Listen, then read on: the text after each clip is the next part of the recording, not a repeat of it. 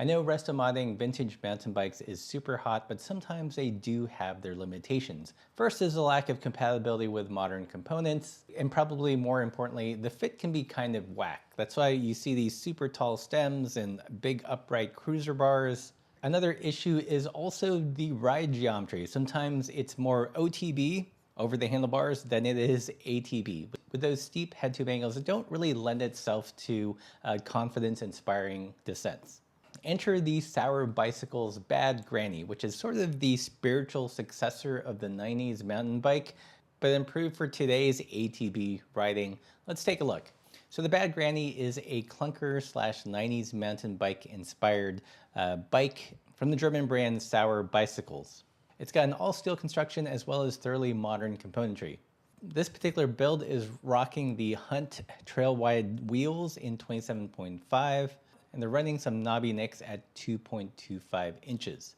Looking at the fork, you can see it's disc brake compatible, as well as having all the mounts for touring and bikepacking. On the drivetrain, I decided to keep it pretty simple and affordable. It's running Shimano Dior 12-speed. The cranks are by another German company called Cybercycles. These are this pretty cool raw unfinished cranks. I've got a 36-tooth chainring in the front, and it's running an 11-51 in the rear. So perfect for carrying heavy stuff over mountains.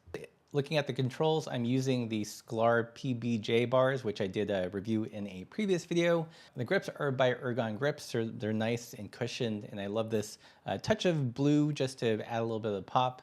And the stopping power is provided by some pretty simple Shimano MT400 brakes. Moving rearward, you would have noticed this silver prototype lever actuated dropper post. This is a project that we've been working on with Mary Sales. The post itself is actually 27.2, but it's shimmed to work in the frame. And moving further back, we've got a rear rack by Old Man Mountain.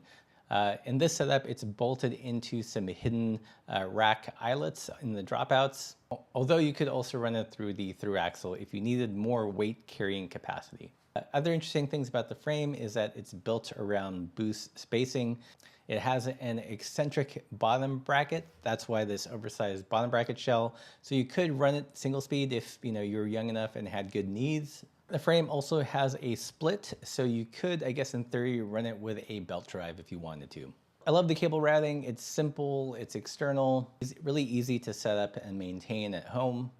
It does have two sets of 3-pack mounts, one in the middle of the frame, so you can run a water bottle or some other carrying thing, and one on the bottom of the down tube. Probably one unique aesthetic is this tube that goes through the center of the frame. It probably adds some rigidity to the frame, as well as referencing the old gas can shape of old clunker bicycles. In terms of geometry, the chainstay length, it's got multiple measurements listed online. As I measured it, it was about 440. The head tube angle is 68 and the fork offset is 50.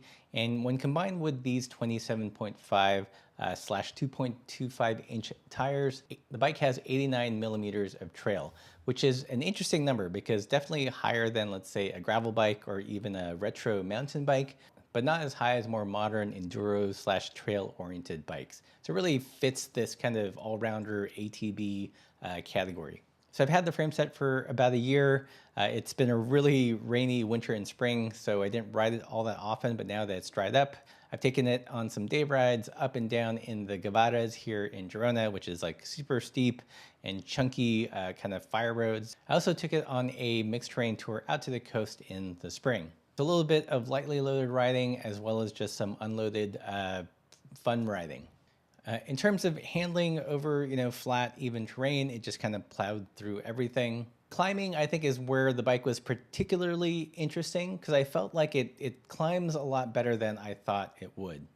By that, I mean one of the local climbs here is up to San Miguel, and there's stretches of it which are upper double digits, so 18% sustained, big and chunky rocks. With other bikes, I tend to be fighting the front end, trying to keep it from rising up. And with the Bad Granny, however, I could put into my low gear and kind of rock crawl my way up, no problem. I wasn't fighting to keep the front end down.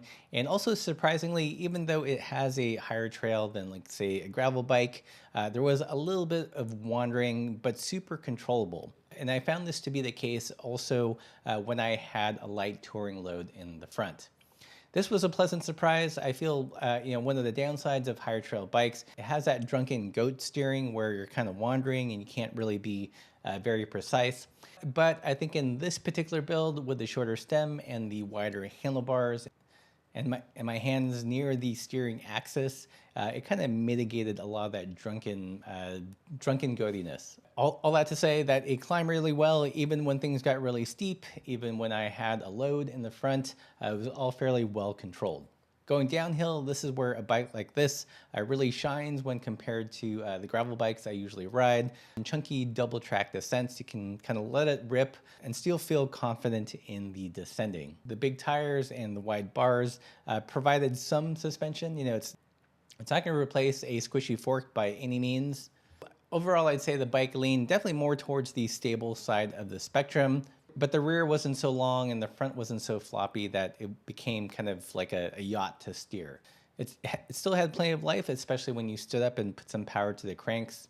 Overall, for me, the bike just felt supremely balanced, and whatever geo magic they did, this is what I would look for in future ATBs as well. Great climbing bike for me, also a great descending bike, and stable without being boring.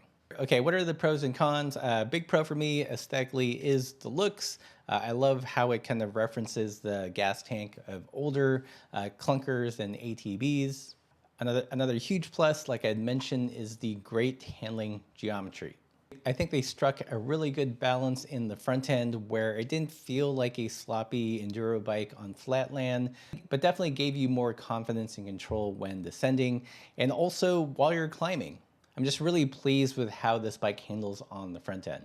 Another big pro is the versatility and mounting options. It's got 3-pack mounts on the fork. It's got these kind of hidden-ish rear rack mounts in the rear. So really a lot to like about this bike. In terms of cons, there are a few. A big one that stands out to me is kind of the lack of water bottle cages. I know that they frame this bike on their website as more of like a cafe bike, hit the trail for an hour or two so you're not fully loaded kind of bike. But with my experience carrying a load on the bike, it actually would make a really fun bike packing bike, but it's a little bit limited in terms of water carrying capacity in the frame. As much as I like the gas tank, I'd probably forego it or alter it a bit to somehow slip in a second bottle cage in the middle. Another big con for me was the weight. It's not a light bike. I mean, granted, there are no weight weenie parts on this bike, but it tips the scales at like around 31, 32 pounds, and I feel like some weight could be shed. I know that I'd probably never run it single speed, so maybe to have an option where you don't have an eccentric bottom bracket, maybe that would shave a little bit of weight. But I wouldn't let that deter you from considering this bike because it's a fun bike. So another bike that this bike kind of reminds me of is the Husky Dogler.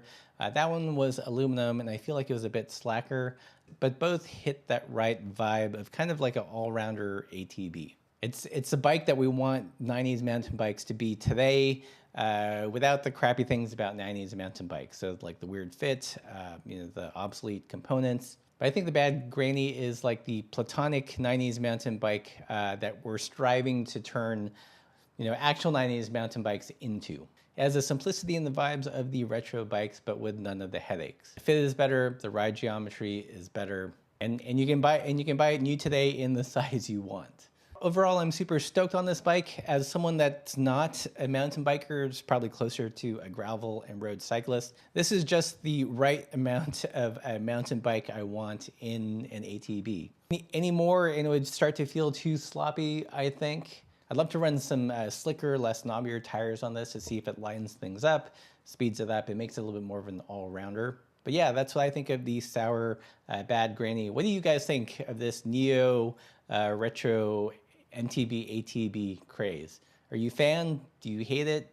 If you like this review and the content on the channel, please consider supporting us on Patreon. That's the best way to do it. We're not getting paid by Sour to review their bike. We put in all this time to film, to ride it, take it on trips. So if you guys appreciate that, join us on Patreon, pick up some merch, and as always, keep the supple side down.